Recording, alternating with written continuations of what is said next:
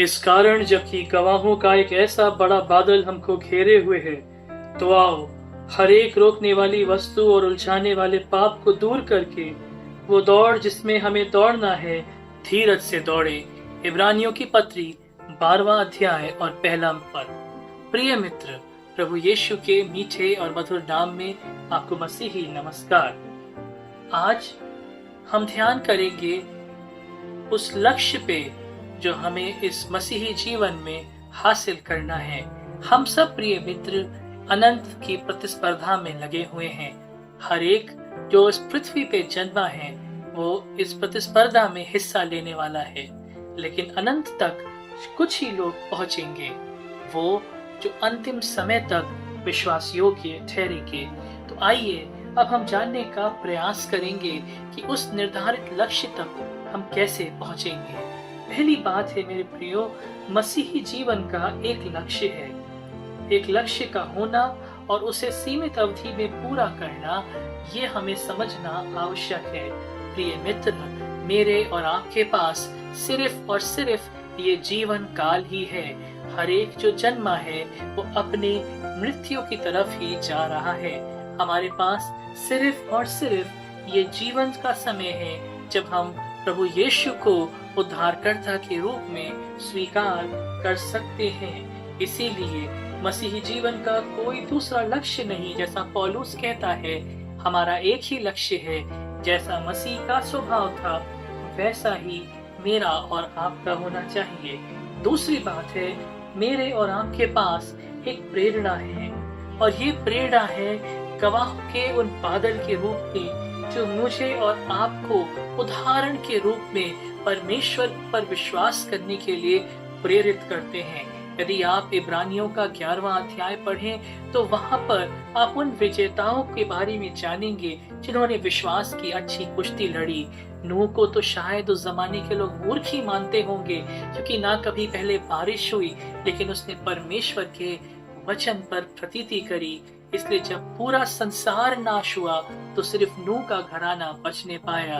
इब्राहिम और सारा ने तब विश्वास किया जब सब कुछ असंभव था, लेकिन हमारा परमेश्वर तो असंभव को संभव करने वाला परमेश्वर है। उनके बुढ़ापे और बांझपन में परमेश्वर ने उन्हें आशीषित की, और ना जाने और कितने सारे उदाहरण 11वें अध्याय में हमको मिलते हैं। मेरे और आपके बड़े बुजुर्ग भी आज हमारे लिए प्रेरणा का कारण हैं। मेरे पिता प्रभु यीशु में सो गए, लेकिन आज भी उनका जीवन मुझे परमेश्वर पर विश्वास करने के लिए प्रेरित करता है। मेरे पिता की एक तस्वीर है जो निरंतर मेरी आंखों के सामने बनी रहती है।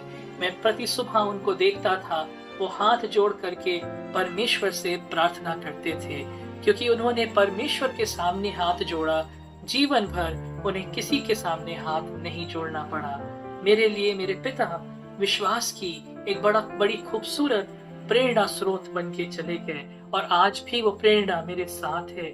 तीसरी बात, एक बाधा भी है, और ये बाधा हमारे पाप की है।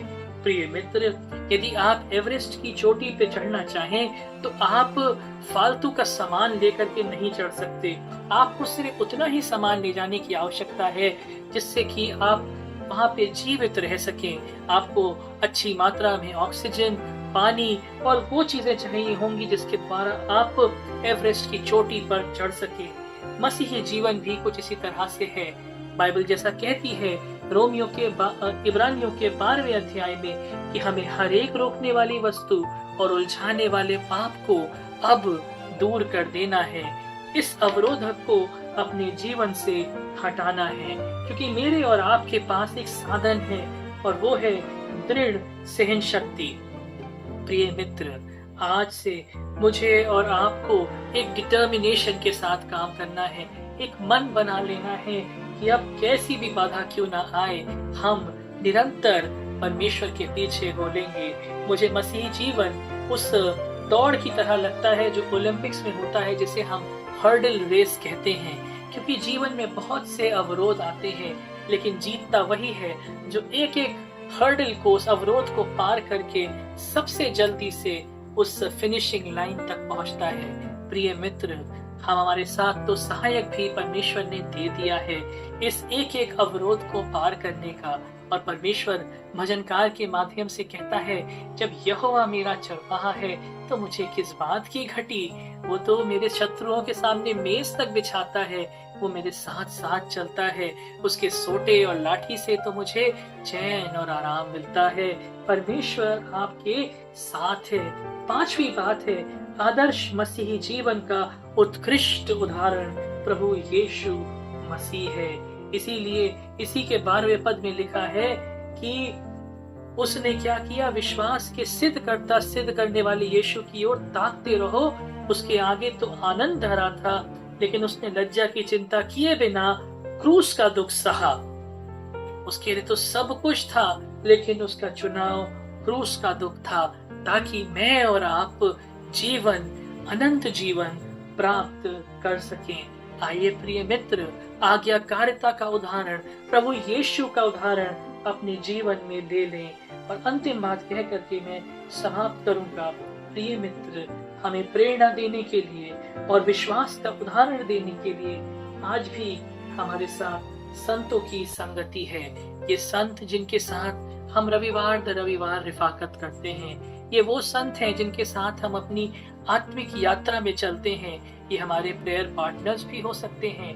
तो मेरे प्रिय मित्र, आज के दिन से क्यों ना मैं और आप उस निर्धारित लक्ष्य की तरफ एक प्लान्ड तरीके से भागना शुरू करें। और कैसे भागें? विश्वास के कर्ता यीशु को ताकते हुए। प्रभु इन वचनों के द्वारा आपको आशीषित करे। आइए हम प्रार्थना करें। प्रिय मित्र, अब इस बात के आश्वासन के साथ अपने कार्यों को आरंभ करें कि परमेश्वर पिता आपसे प्रेम करते हैं, प्रभु यीशु की सामर्थ आपके साथ है और पवित्र आत्मा प्रभु आपको सेवा के लिए तत्पर करते हैं। आमीन।